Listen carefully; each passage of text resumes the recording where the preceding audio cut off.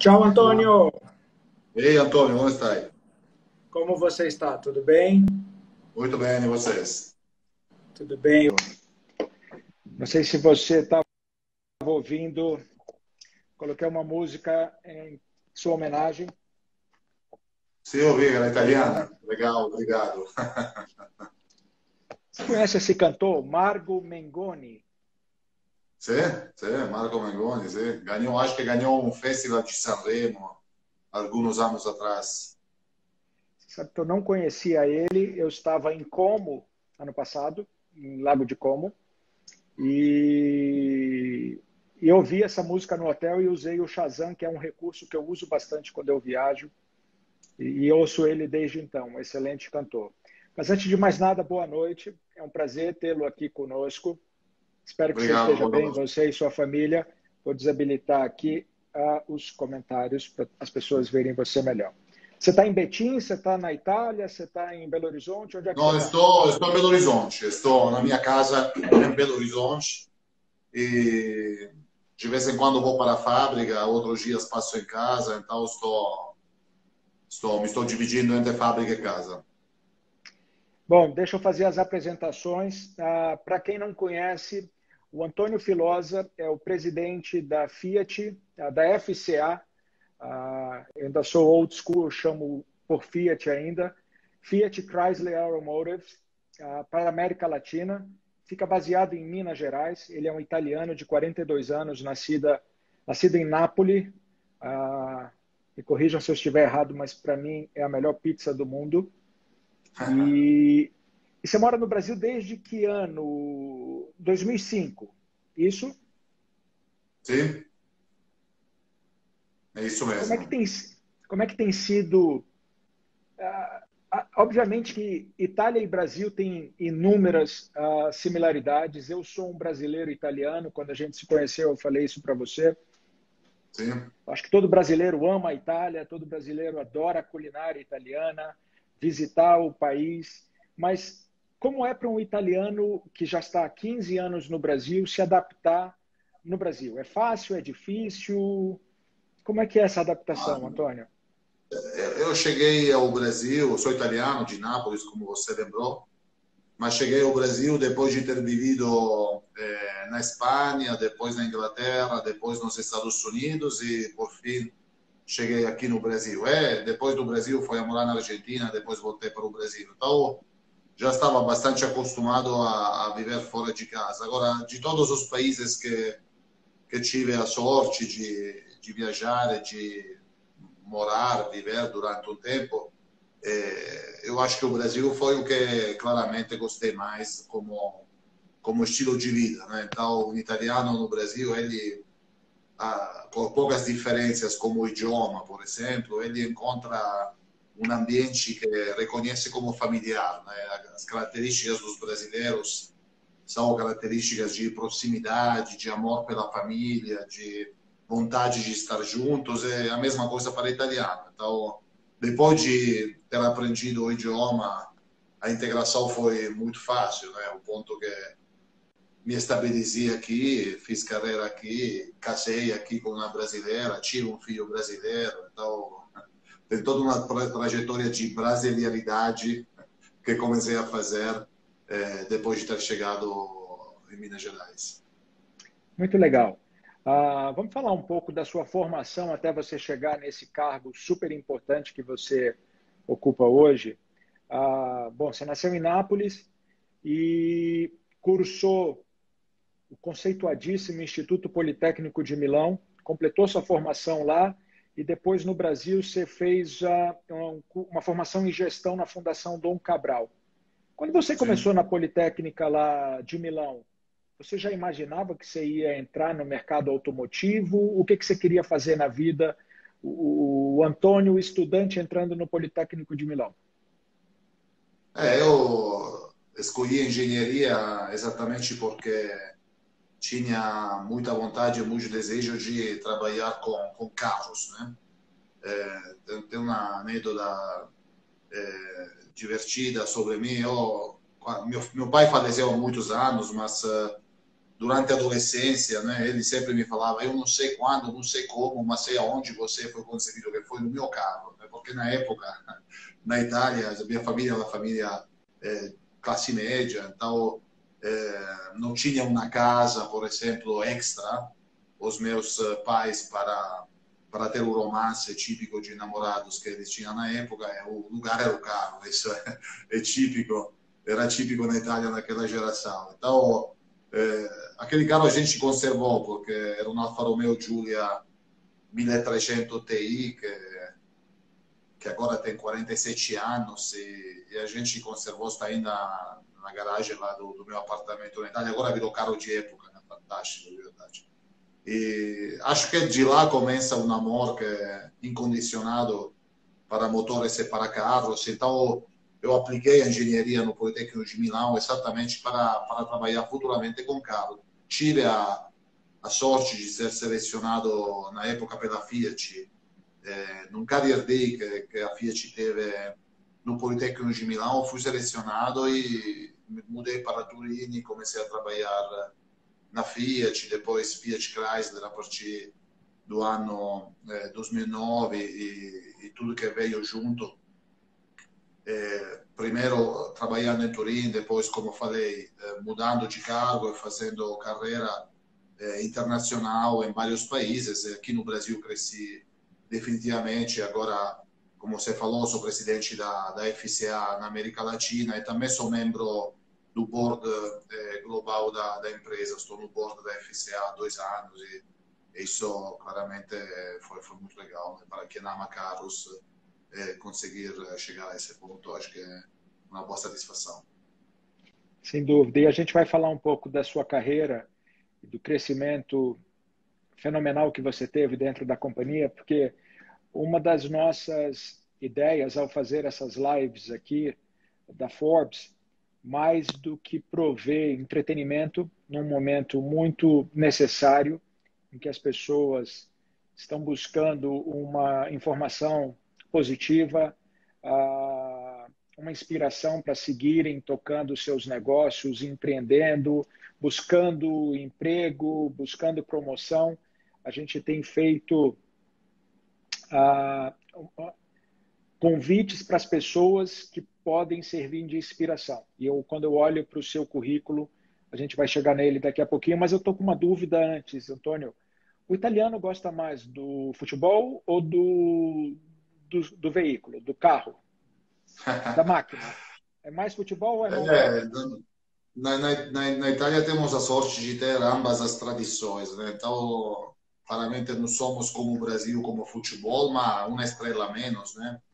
Então, somos tetracampeões do mundo e claramente a Liga Italiana de Futebol ela carrega muita paixão. Eu, nascendo em Napoli, claramente torço pelo Napoli desde criança, tive a sorte de ver jogar Maradona, Careca, Alemão, então desde esse ponto de vista tenho muita sorte. Depois a Itália tem a sorte de ter 2 Gran Prêmios de Fórmula 1, um Monza, que é o Gran Prêmio d'Italia, e outro Imola, que é o Gran Prêmio de San Marino, que é aquela outra república que está dentro da Itália, né?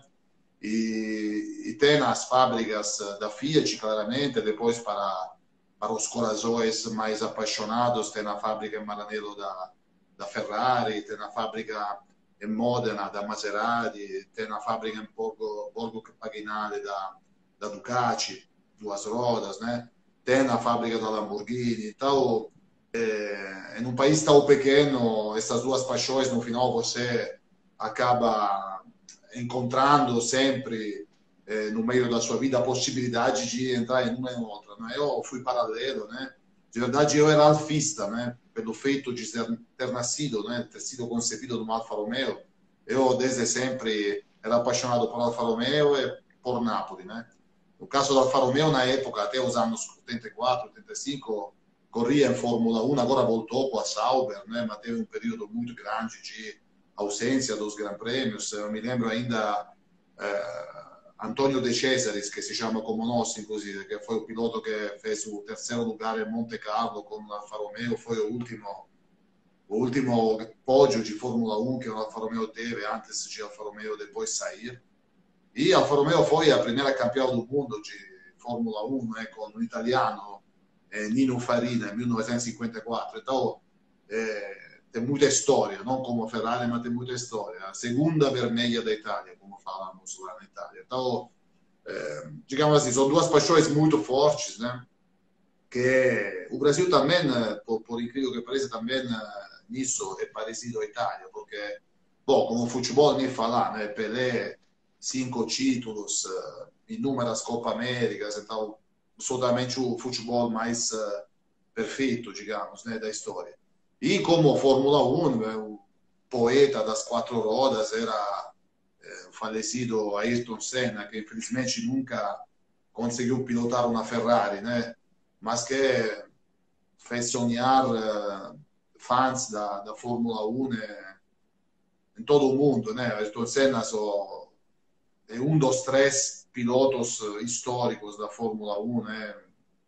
Na ordem, qualquer um coloca na ordem que ele quer, mas no começo quando não era Fórmula 1, no começo do automobilismo, era Tazio Nuvolari, que era italiano, a gente não tem nada gravado com ele, mas muitas lendas de Targa Florio, de Mille Miglia, histórias incríveis com basicamente Ferrari, Alfa Romeo, Maserati, os carros italianos. Ayrton Senna, que fez história, né, com carros não italianos, infelizmente, mas fez história. E Michael Schumacher, que para nós que adoramos a Ferrari, representou o momento mais alto da Ferrari. Agora, Hamilton está indo muito bem, sem dúvida, talvez alcance Schumacher como mundiais, mas para mim ainda são esses os três verdadeiros ícones do automobilismo. Né? Sem dúvida. E só para concluir o assunto de paixões, o meu lado italiano é muito mais voltado para o automobilismo. Eu gosto de futebol, mas muito mais quando a seleção está jogando ou quando a Azzurra está jogando. Mas se você quer me ver feliz, me põe perto de um carro. E eu estava lembrando, você falou de Modena e Maserati. Daqui a 2 semanas eu estaria em Modena para o grande lançamento da década, talvez, da Maserati, e que, infelizmente, por conta de toda essa situação que o mundo está atravessando, o evento foi suspenso. Já me procuraram para saber se eu quero ir lá em julho. A gente está conversando. Para mim seria incrível estar lá em Modena para ver esse lançamento. Mas vamos falar se da você sua não carreira. me lembra que vou fazer que o Davide Grasso, que como eu lá na Maserati, como cargo, ele possa ter um período, algum tempo com você, de mostrar a fábrica, dirigir o futuro, a futura lenda automobilística que a Maserati está prestes a lançar. É um carro fantástico, algo impressionante. Muito obrigado. Eu Acho que deixo você você saber se eu for para Modena. Vamos falar do Antônio executivo. Você chegou no Brasil em 2005. Em 2006 incorporou-se a planta da Fiat aí em Betim, vizinho de Belo Horizonte, onde eu fui visitar você. E você começou num cargo relativamente de middle management. Você chegou como gerente de logística interna e de planejamento estratégico de compras. O quanto disso, desse começo, foi talhando o Antônio para se tornar o presidente do grupo na região inteira? Porque eu vejo que depois, só para concluir o raciocínio, você foi diretor de compras para a América Latina, e aí eu queria saber se ali você já começou a viajar para os outros países onde a FCA tem presença. E aí, enfim, foi crescendo para chegar na presidência do conglomerado. Como foi essa subida de escada dentro da corporação, Antônio? No, de verdade começa bem antes, né? Porque quando eu entrei pela primeira vez no grupo Fiat, eu entrei na produção, era supervisor de produção, então estava na linha onde eu gosto de estar mesmo, exatamente na linha de pintura, e era líder de 6 operários, estava lá como supervisor de produção. Depois tive várias experiências, e quando eu cheguei no Brasil, eu cheguei num cargo de middle management, como você falou, que era gerente de compras, né? De lá para frente tive várias oportunidades de crescimento, e acho que tudo nasce exatamente de uma bagagem que me permitiu começar lá na produção, no chão de fábrica mesmo, e depois explorar outros processos core, né, da empresa, compras, como você mencionou, logística, como você mencionou. Eu fui plant manager da planta de Betim, então diretor de produção. Passei a ser diretor de compras para a América Latina e claramente comecei a trabalhar transversalmente a todas as plantas que temos. Nós temos 4 plantas de veículos na América Latina, Minas Gerais, Pernambuco, Venezuela e Argentina. Temos outras 10 plantas de motores, transmissões e outras componentes. Então, somos 14 plantas mais ou menos, 26 mil pessoas. A possibilidade de ser transversal a todos esses processos aumentou minha bagagem. Quando era diretor de compras da América Latina, me foi oferecido virar country manager da Argentina, né? A FCA Argentina é um micro-universo, né? Porque tem uma planta de motores, tinha uma planta de transmissões, tem 2 redes concessionárias, 2 operações de vendas, então era um business a 360 graus que me formou bastante, né? Eu estava acumulando muita experiência naquelas que chamamos operation, né? Manufatura, logística, purchasing, compras, mas me faltava um pouco a parte de business, de venda, de relações públicas, digamos, que eu consegui ter lá na Argentina. E depois dessa estadia na Argentina, o que era o antigo CEO global da FCA, que era um dos gurus, né, da indústria automobilística, o Dr. Sergio Marchionne, que já era 4 ou 5 anos que ele estava um pouco cultivando, digamos assim, num estilo muito próprio, porque era muito duro, como todo mundo sabe. Bom, ele me chamou e me falou que queria fazer um câmbio na organização, que o que era na época o presidente da América Latina iria mudar de trabalho, então que queria me convidar para fazer isso. Claramente foi um imenso prazer. E ele me colocou no board da FCA globalmente, né? Foi a última pessoa que ele promoveu no board da FCA, porque depois, infelizmente, faleceu, né? E nada, acho que claramente sempre tem um pouco de sorte em tudo isso, né? Tem bastante preparo, desde o chão de fábrica até, digamos, uma hierarquia cada vez maior e depois um pouco de preparação, muita preparação que foi necessária. Claramente a sorte contou, assim como contaram os demais elementos. E agora estamos aqui. Me fala uma coisa, Antônio, tem muita gente que está nos assistindo que está hoje no middle management ou que está hoje na sua primeira experiência dentro de um conglomerado global como é a FCA. Qual foi a característica que você acha que mais ajudou você a construir a bela carreira que você construiu e conseguir ir galgando essas conquistas dentro do mundo corporativo? Se você puder escolher uma única característica sua que te ajudou a chegar aí, qual seria ela? Essa é uma pergunta bem interessante. Eu acho que foi a vontade constante de aprender e melhorar. Eu acho que, claro, é fácil falar agora, né? Mas quando eu vejo atrás, nunca verdadeiramente trabalhei pelo salário, né? É claro que o salário é uma parte fundamental da vida de qualquer profissional e é também uma importantíssima alavanca, seja de retenção, seja de motivação, né? Mas trabalhando nunca pensava exatamente em quanto dinheiro ia ganhar, mas mais em quanto poderia melhorar, né? Quanto poderia aprender naquela experiência e melhorar. Todas as vezes que me propuseram um câmbio de papel, né? de cargo, quase todas aceitei, né? Mas aquelas que não aceitei, nunca foi porque enxergava naquela uma perda de salário. Ao contrário, eram todas melhorias, né? Quase sempre te propõem algo melhor, né? Mas era mais porque entendia que a minha capacidade de aprender com esses desafios teria sido menor. Então, acho que a vontade sempre de se melhorar e pensando sempre na aprendizagem, menos na questão financeira, que obviamente é fundamental. São 2 características que podem ajudar qualquer uma a trilhar excelentes carreiras corporativas. Pessoal, vocês estão vendo, né? Poucas pessoas, para não dizer nenhuma pessoa que passou por aqui, disse que estava ligado ao dinheiro. obviamente que a gente não vai esquecer nunca que é um ponto importantíssimo. A gente está vivendo um momento agora que a grande preocupação da maioria das pessoas é na manutenção da sua renda, a manutenção da sua fonte de receita, seja ela via sua empresa, seja ela via seu emprego. Então, isso sim vai continuar sendo um ponto importante, mas ele não pode ser o principal ponto.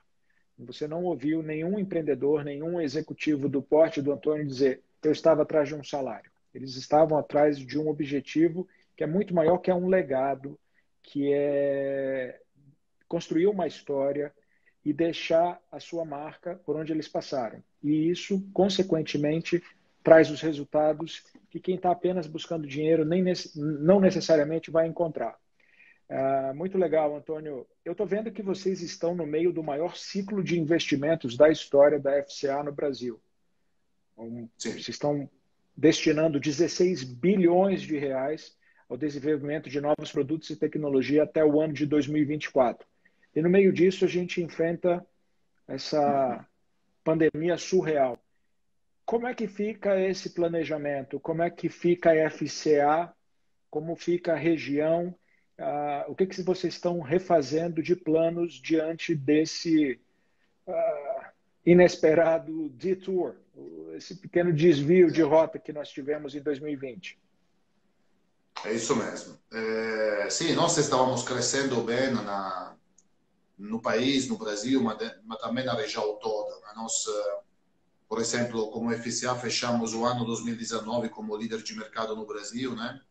Na Argentina tínhamos crescido bastante, estávamos terceiros como maiores presença de venda no país. E estávamos crescendo também nos demais países principais da América Latina, Chile em crescimento, Colômbia em crescimento, Peru em crescimento, líder no Uruguai, crescimento no Paraguai. Então, estávamos acumulando bons resultados de mercado e bons resultados financeiros, né? Fechamos o ano 2019 com uma boa lucratividade, uma boa rentabilidade média e um bom caixa, né? Nosso principal acionista, o presidente, o chairman da empresa, o John Elkann, ele é italiano, claramente, né? É um pouco inglês, porque vem de uma família mista, e ele morou e viveu no Brasil, junto com o irmão, né? Exatamente em Rio de Janeiro, durante alguns anos. Ele é apaixonado com o Brasil, né? Sempre marca isso. Então, ele sempre enxerga com muito carinho o país, né?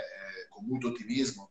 É a soma desse amor que ele tem para o Brasil, junto com os bons resultados que a empresa estava ano após ano acumulando no Brasil, permitiu no board da empresa que eu apresentasse o plano estratégico, que ele tivesse recebido por parte dos acionistas e por parte do board, que eu participo também, a aprovação na íntegra, né? Então, o plano era investir 16 bilhões de reais de 2018 até 2024 e lançar um monte de produtos, né? O novo Strader, o primeiro que está pronto, que tivemos que suspender como lançamento até o próximo trimestre, e todos os demais, os dois SUV da Fiat, o outro SUV da Jeep, toda a linha reconfigurada da atual produção, 3 motores novos, uma transmissão nova, a nova tecnologia de infotainment e serviços conectados, então, tudo isso estava a pleno vapor, não é? Janeiro estava indo muito bem, fevereiro está indo muito bem, e depois chegou março e essa situação surreal. Bom, claramente voltei no board, voltei com o acionista, apresentei a situação, foi discutido o plano foi confirmado, né, na íntegra. O que muda é algumas postergações de investimentos, né? Então, primeiro precisa considerar que nós tivemos um mês parado a China, muitas componentes vêm do mercado asiático, né? Depois estamos tendo basicamente 2 meses, talvez 3, parados no Brasil, né? Então, tudo isso agrega um atraso médio de 4 meses ao desenvolvimento. E por a razão fundamental da proteção do caixa, né? Porque estamos vendendo zero, né? Quase zero. Então, o nosso caixa está sendo absolutamente impactado por essa crise. A gente teve que postergar alguns investimentos. Então, o ciclo que fica inalterado no valor, né, 16 bilhões de reais, e também na line-up de produtos, serviços e tecnologias que queremos lançar, fica nos mesmos, ele é postergado de um ano. Então, no lugar de 18 para 24, vai de 18 para 25. claramente iremos monitorando a situação, na esperança que ela não piore ainda mais, para ser em grau de confirmar essa postergação de somente um ano.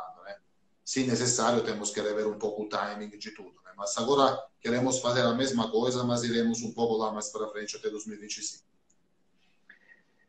Antes de seguirmos nessa linha do que está acontecendo hoje com a empresa diante da pandemia, queria te parabenizar.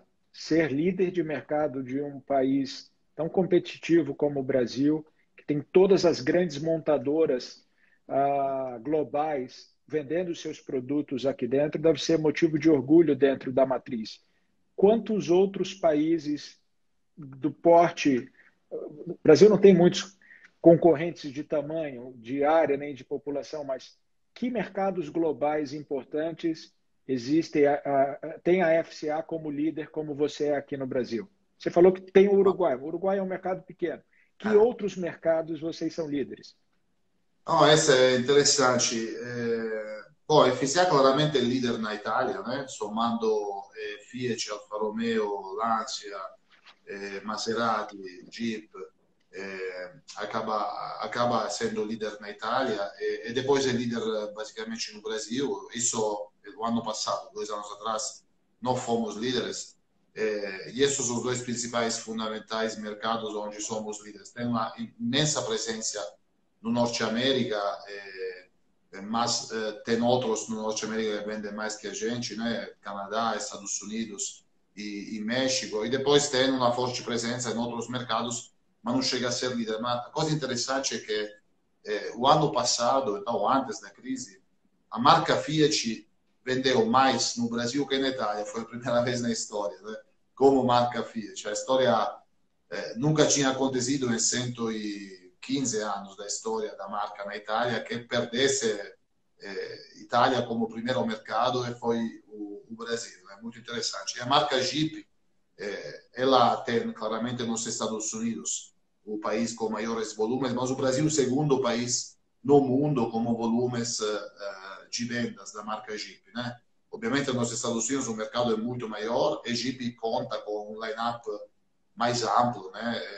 Aqui o mercado é bem menor e o line-up é um pouco mais restrito, embora vamos aumentar ele. Então, sim, digamos, é por isso que o nosso presidente, John Elkann, é muito orgulhoso do Brasil, não somente pela belíssima experiência que teve quando adolescente, quando morou no Rio de Janeiro, que sempre lembra com muita saudade, mas também porque a Fiat primeiro, depois a Jeep, eles estavam conseguindo, antes da pandemia, estavam conseguindo trazer bons resultados de mercado e bons resultados de rentabilidade para a empresa. O lançamento da Jeep no Brasil tem poucos exemplos na história como velocidade e progressão de resultados.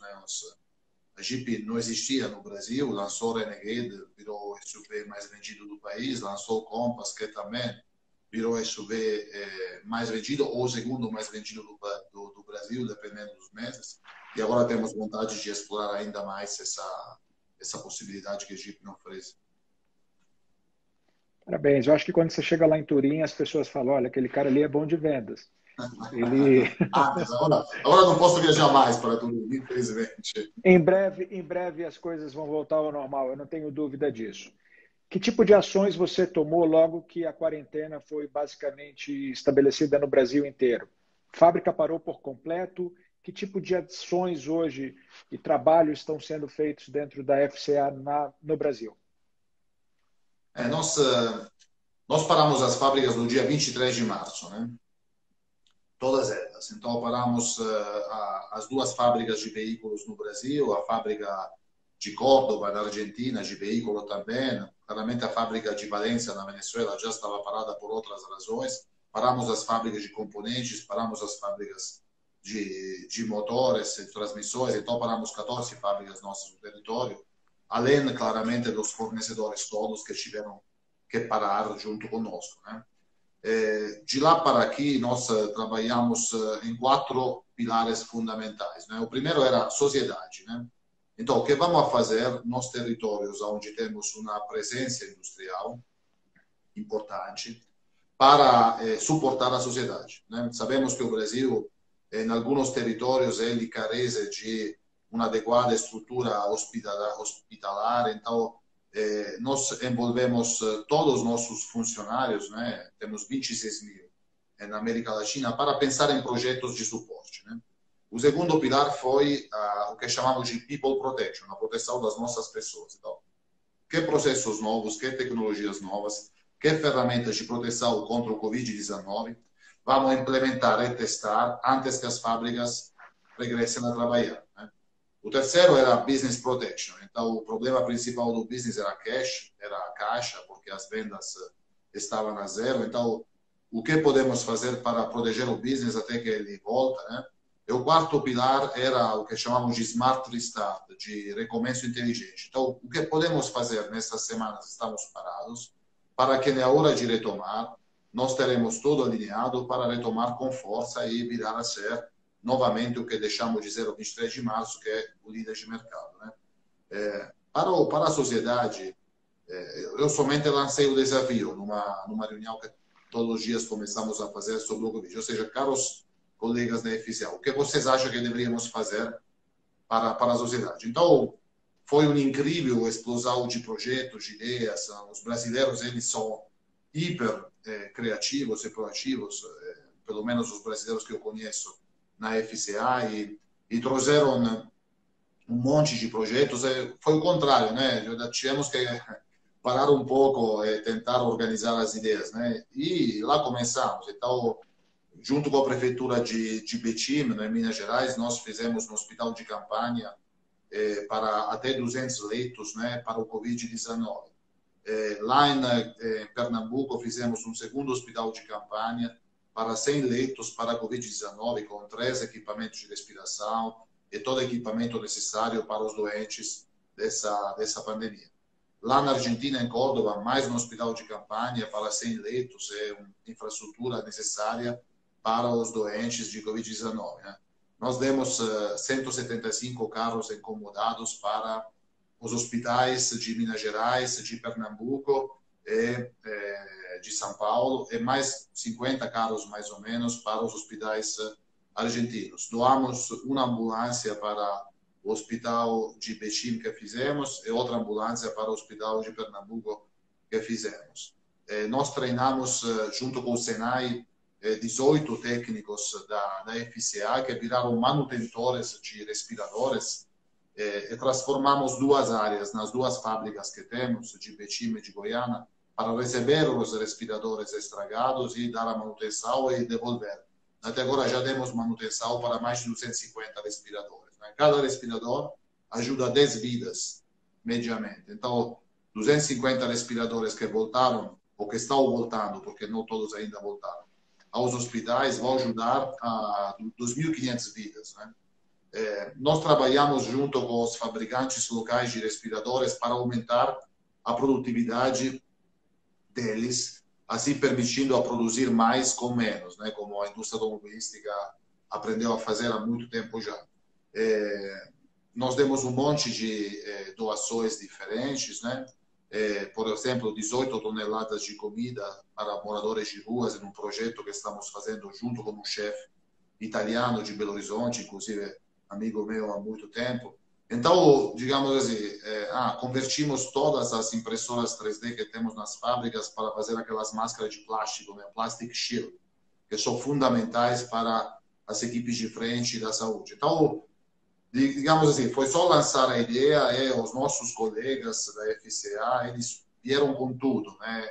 E além de trabalhar muitas e muitas horas, claramente desde casa, para o bem da empresa, somaram nestas horas mais horas de trabalho para a sociedade. Então, já antes do 23 de março, eu tinha um orgulho imenso da minha equipe, né? Muito, muito profissional, né?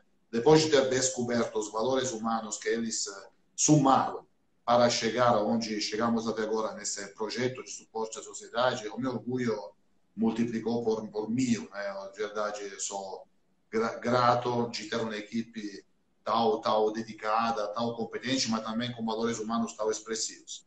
Isso somente foi a parte prazerosa desse período surreal, mas foi uma das poucas partes prazerosas que tivemos, né? E depois os demais pilares. Então, o que fazemos para as nossas pessoas nas fábricas para garantir que a segurança delas seja máxima na hora da retomada, né? O que fazemos para o nosso negócio, o que fazemos para voltar bem naquela smart restart, né? Na retomada inteligente.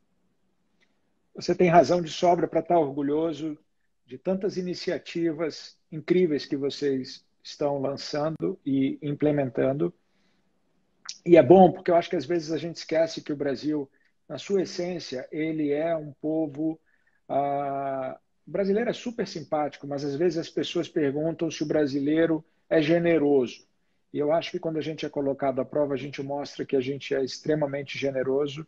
E está aí uma pequena demonstração de toda uma equipe envolvida. As pessoas poderiam estar super preocupadas com outras coisas, na manutenção dos seus empregos, estão 100% dedicadas em ajudar o próximo. Eu imagino que você deve fazer 1 milhão de projeções com cenários distintos de quando volta a fábrica, de quando não volta a fábrica, quanto tempo vai voltar para reaquecer as vendas. Eu estou vendo que você tinha lançamentos fenomenais agendados para esse ano. Eu estou vendo que você ia lançar um Cinquecento elétrico, que agora já foi prorrogado esse lançamento para 2021. E entrando na linha de mobilidade elétrica, o que esperar da FCA nesse sentido nos anos próximos aqui no Brasil? Vai haver uma migração de motores? Vai ser apenas um ou outro lançamento específico? Como é que está vocês na eletrificação de automóveis?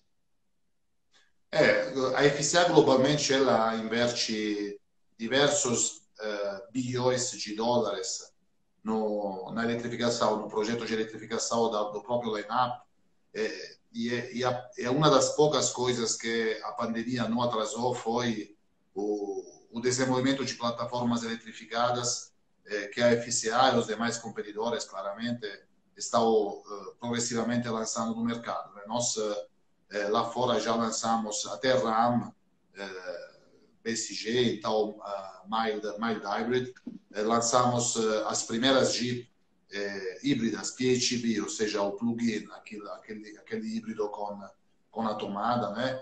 Vamos lançar, era para ser mais rápido, mas vamos lançar ainda esse ano o 500 full electric, né? Então é um carro que representa tudo que Fiat quer representar, que é uma forte tradição, né, de design, de excelência de materiais e tudo, junto com uma visão tecnológica futura do mundo, que nesse caso é o elétrico. O 500 elétrico, para nós, é o principal lançamento global da marca Fiat no mundo desse ano. Assim como o Jeep Renegade Plug-in Hybrid, o Jeep Compass Plug-in Hybrid e o Wrangler representam a nova frente Jeep de hibridização, e depois teremos também aquela eletrificada. Então, globalmente estamos investindo muito no nosso plano de investimento e não estamos atrasando nada na eletrificação futura dos brands da Fiat. Isso inclui Maserati, por exemplo, inclui o Super Sports, assim como não é FCA, fora da FCA, mas o mesmo acionista já envolveu também a Ferrari e vai continuar envolvendo a Ferrari nos próximos anos. Aqui na América Latina temos dois percursos principais. Um que é alinhado com a estratégia global, que é de híbridos e elétricos, né? Vamos começar importando. Esse ano era previsto o lançamento do 500 BEV importado da Itália, era previsto o lançamento de 2 Jeeps Renegade e Compass híbridos, né? Plug-in híbridos, importados eles também. Vamos com a importação direta começar a testar o mercado, né? Vai ser um pouco mais difícil a penetração destes modelos, de todos os elétricos que chegarão no Brasil, para alguns fatores, dentro deles o custo do carro, que é um custo bem superior ao que a combustão fóssil, né? Assim como o feito que sejam importados todos eles, também aqueles que o Toyota Corolla, que é produzido aqui, mas tem uma grande carga de importação, então tem um fator de dolarização muito forte. Mas vamos testar o mercado, e na hora que o mercado seja maduro pela produção local, nós claramente podemos absolutamente estudar isso. A maioria dos projetos já são muito conhecidos por nós. Nossos engenheiros participam desses projetos globais, então são já prontos para desenvolver também localmente soluções nesse sentido. Essa é uma parte. A segunda parte é os motores a etanol de alta eficiência, não é? Os turbos que estamos fazendo, agora estamos construindo, agora paramos porque infelizmente paramos, mas vamos voltar rapidamente a construir a nova fábrica de motores turbos aqui em Minas Gerais. Vamos fazer 2 motores turbos novos, todos de tecnologia e engenharia local. Então, os 1.500 engenheiros que temos em Minas Gerais, todos eles participaram intensamente desses projetos. O etanol ele representa uma solução para o Brasil que, desde o ponto de vista de emissões, é quase neutro como os híbridos ou como elétricos. Então, desde o ponto de vista de ser eco-friendly, é muito parecido como performance a essas tecnologias, com a vantagem de ter uma infraestrutura pronta, né? E de ser muito mais competitivo. Então, nós vamos ir nessas duas frentes. Tivemos que atrasar um pouco o lançamento dos híbridos, dos elétricos, mas vamos fazer o ano que vem. Estamos continuando com os motores turbo de alta eficiência do etanol. E a partir de 21 iremos a popular o mercado de modelos, seja eletrificados, seja claramente turbos de alta eficiência de etanol. Quando é que você está prevendo reabrir as fábricas? Já tem essa data, Antônio? Não, as fábricas já reabriram todas o dia 11 de março, né? Então, esta semana. De março? Pardon. De maio, anteontem. Desde anteontem. Fecharam no dia 23 de março e abriram no dia 11 de maio. Uma fábrica de motores abriu antes, dia 4 de maio, em Paraná, em Campolar. As fábricas de veículos principais, então, Betim e Minas Gerais e Pernambuco, abriram anteontem, no dia 11 de maio, claramente com produção parcial e reduzida. Eu vou fazer uma rampa de produção, uma curva de produção para aumentar. Foi um momento emocionalmente muito interessante, né? Eu fui lá, claramente, né?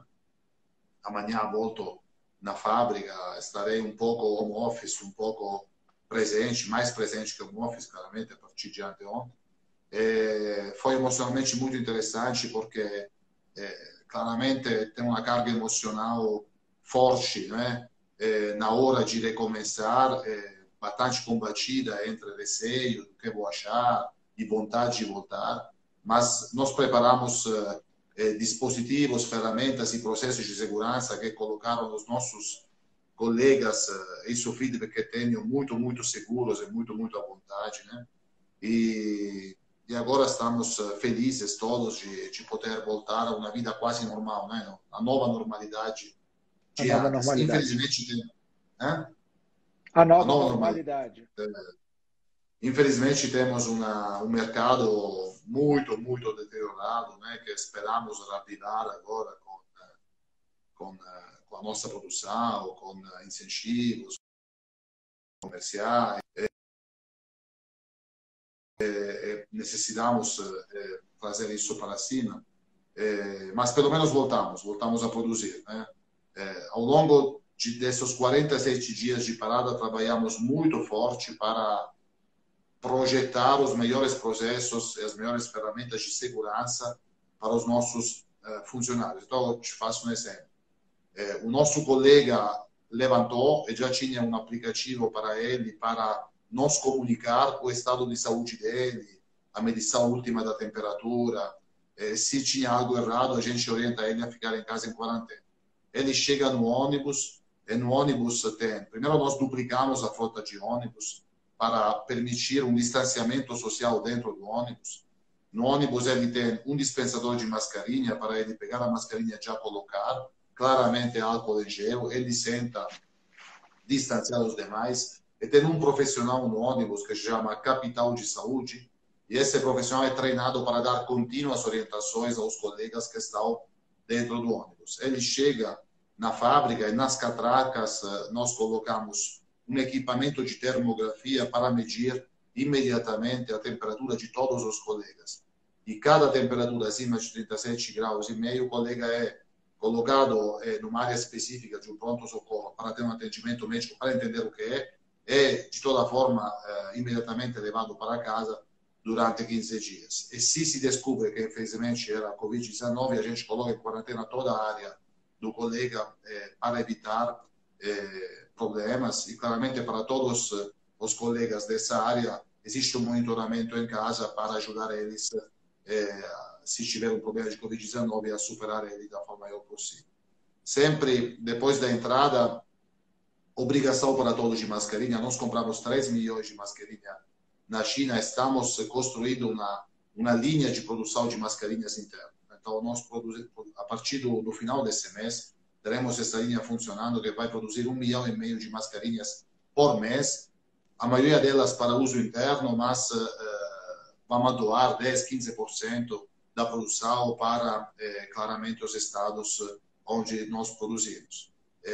Nos restaurantes existe a separação por mesa e por lugar, as barreiras de plástico transparente para não estar em contato na frente, claramente, e tem novamente a medição da temperatura na entrada e na saída de todos os restaurantes, para ver se ao longo do dia alguma anomalia acontece. E na volta, temos novamente o capital de saúde orientando, ajudando e dando orientações também para a vida em família, né? E assim por diante. Então, nosso colega ele acordou com um receio, claramente, com emoções contrastantes, mas ao longo dessa jornada ele começou a se dar conta que fizemos tudo, absolutamente tudo, para que ele seja preservado dessa ameaça nova, né?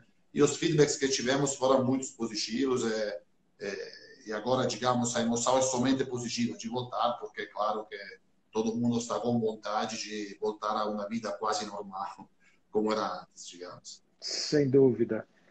Boa sorte nesse retorno.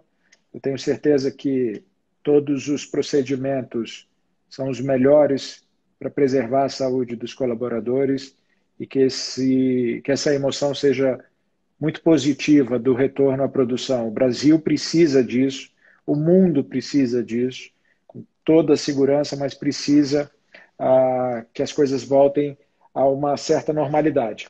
A gente está se aproximando do final da nossa conversa, Antônio.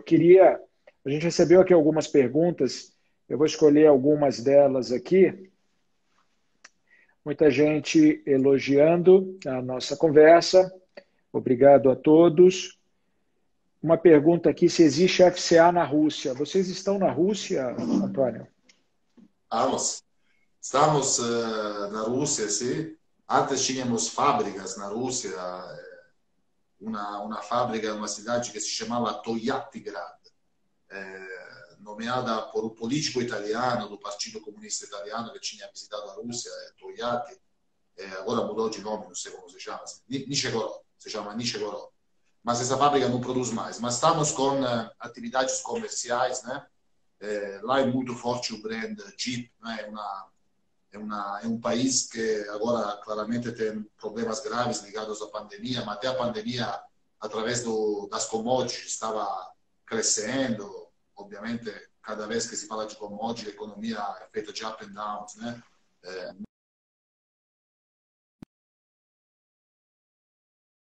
Positivo. E a marca Jeep era muito apreciada lá, então sim, estamos lá na Rússia, agora enfrentando os problemas da pandemia que em cada país, toda marca está enfrentando. Muito bom. Então está respondida a dúvida, a FCA está na Rússia. Como é que está o apoio às concessionárias, Antônio? O que está sendo feito para o canal de vendas? Nós estamos trabalhando com elas todas as semanas. Então, toda semana instituímos um comitê de crises com a rede Jeep e com a rede Fiat para intercambiar experiências, best practices, e também para entender para onde ir e como ajudar-nos um ao outro, né? Então, nós temos a sorte de ter parceiros comerciais muito, muito fortes, muito proativos. Todas as vendas foram voltadas a processos digitais, né? Nós lançamos um processo de venda digital para a Jeep, chama Jeep On, um processo digital para a Fiat, chama Forza Fiat. Quase 100% das concessionárias agora estão trabalhando nessa nova lógica, né? WhatsApp, Instagram, Facebook, e todas as demais plataformas digitais disponíveis. E as vendas são muito baixas, infelizmente, porque o mercado caiu, mas quase 100% das vendas elas são realizadas através de contato, abordagem e engajamento digital com nossos clientes. Essa percentual era muito menor antes do Covid, agora é quase a totalidade. Então, essa é uma forma. Depois, as concessionárias como nós têm todos os mesmos problemas nesse momento, que é caixa, né? Nós vendemos pouco para elas e elas vendem pouco no mercado. E nós, como todos os competidores, né? E isso também para os fornecedores. E para isso tem várias possibilidades de colaborar. É muito difícil porque é um problema generalizado. Redução de custo, melhoria da produtividade, assim como um diálogo contínuo com o governo para entender se é possível mitigar o impacto de caixa da nossa indústria. Estamos trabalhando para chegar ao melhor compromisso possível. De um lado, todo mundo deve sofrer um pouco para sair melhor, mas esperamos que a transição seja a mais suave possível para todos. Sem dúvida, se Deus quiser, será. Vamos para a última pergunta.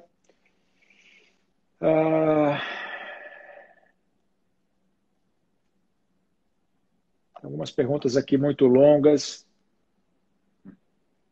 Se a FCA atua em algum outro mercado que se não automobilístico? Só automóveis, né, Antônio?